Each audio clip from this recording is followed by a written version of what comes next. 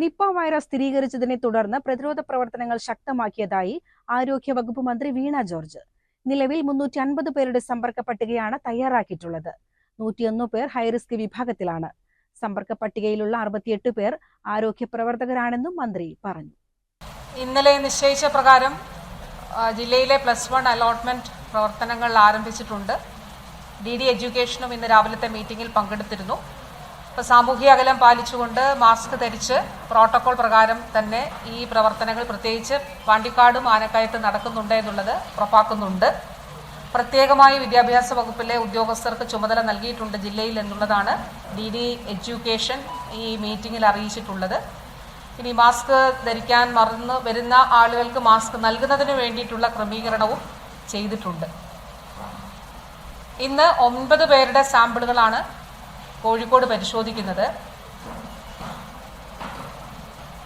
ഈ പോസിറ്റീവ് കേസിൽ നിന്ന് സമ്പർക്ക പട്ടികയിലുള്ള 4 പേരുടെ സാമ്പിൾ തിരുവനന്തപുരത്ത് ഇന്ന് പരിശോധിക്കും. ഇപ്പോൾ മലപ്പുറം ജില്ല കൂടാതെ തിരുവനന്തപുരം ജില്ലയിലും പാലക്കാട് ജില്ലയിലുമാണ് സമ്പർക്ക പട്ടികയിലുള്ളവർ ഉൾപ്പെട്ടിട്ടുള്ളത്. തിരുവനന്തപുരത്ത് 4 പേരും, അതിൽ 2 പേർ പ്രൈമറി കോണ്ടാക്റ്റാണ്, 2 പേർ സെക്കൻഡറി കോണ്ടാക്റ്റും. അതുകൂടാതെ പാലക്കാട് ജില്ലയിൽ 2 പേരാണ് ഉള്ളത്. അതിൽ ഒരാൾ ആരോഗ്യ പ്രവർത്തകയാണ്, ഒരു സ്റ്റാഫ് നഴ്സാണ്, മറ്റൊരാൾ ആശുപത്രിയിലെ സെക്യൂരിറ്റിയാണ്. അങ്ങനെ ജില്ലയ്ക്ക് പുറത്ത് നിലവിൽ 6 പേരാണ്. 4 പേർ തിരുവനന്തപുരത്തും 2 പേർ പാലക്കാട് ജില്ലയിലുമാണ് സമ്പർക്ക പട്ടികയിൽ ഉള്ളത്. അപ്പോൾ ഇന്ന് രാവിലെ വരെയുള്ള കണക്കനുസരിച്ച് 350 പേരാണ് സമ്പർക്ക പട്ടികയിൽ ഉള്ളത്. 350 പേർ. അതിൽ ഹൈറിസ്ക് പട്ടികയിൽ ഉള്ളവർ, ഹൈറിസ്ക് കാറ്റഗറിയിൽ ഉള്ളവർ 101 പേരാണ്. 68 പേർ, ഇന്നലെ പറഞ്ഞതുപോലെ 68 പേർ ഹെൽത്ത് കെയർ വർക്കേഴ്സാണ്.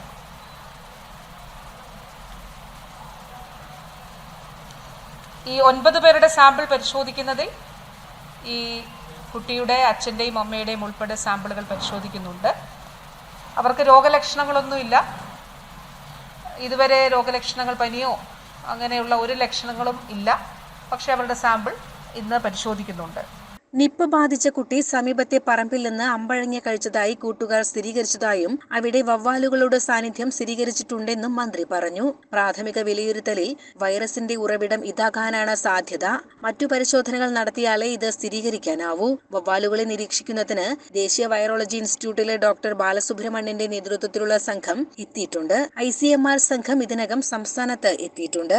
വവ്വാലുകളുടെ ശരീരത്തിലുള്ള നിപ്പ വകഭേദവും മനുഷ്യരിൽ കണ്ടെത്തിയ വകഭേദവും ഒന്നാണ് കണ്ടെത്താൻ സംസ്ഥാനത്തിന് കഴിഞ്ഞിട്ടുണ്ട്. പഴങ്ങളിൽ വൈറസ് സാന്നിധ്യം കണ്ടെത്താനുള്ള ശ്രമങ്ങൾ ICMRന്റെ സഹകരണത്തോടെ തുടരുന്നതായും മന്ത്രി അറിയിച്ചു.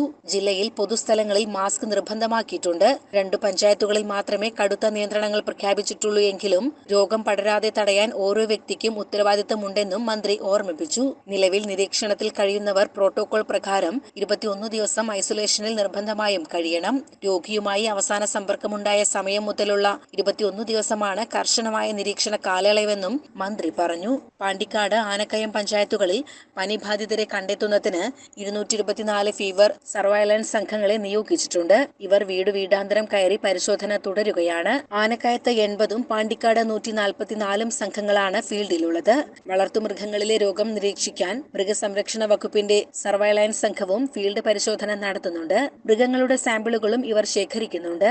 നിപ്പ ബാധിച്ച് മരിച്ച കുട്ടിയുടെ സഹപാഠികൾക്ക് മാനസിക പിന്തുണ നൽകുന്നതിന് കൗൺസിലിംഗും നൽകും. പ്രത്യേക ക്ലാസ്, PTA-കൾ ഓൺലൈനായി വിളിച്ചു ചേർത്ത് കൗൺസിലിംഗ് നടത്താൻ വിദ്യാഭ്യാസ വകുപ്പിനും നിർദ്ദേശം നൽകിയിട്ടുണ്ട്. ഇന്ന് നടക്കുന്ന +1 അലോട്ട്മെന്റ് നടപടികൾ പൂർണ്ണമായും പ്രോട്ടോകോൾ പാലിച്ചാണെന്ന് ഉറപ്പുവരുത്തിയിട്ടുണ്ട്. ഉച്ചയ്ക്ക് ശേഷം ജില്ലയിലെ MP-മാർ, MLA-മാർ അടക്കമുള്ള ജനപ്രതിനിധികളുടെ യോഗം ഓൺലൈനായി ചേരുന്നുണ്ട്. കളക്ടറേറ്റ് കോൺഫറൻസ് ഹാളിൽ മന്ത്രിയുടെ നേതൃത്വത്തിൽ അവലോകന യോഗം ചേർന്നു. CCN മലപ്പുറം.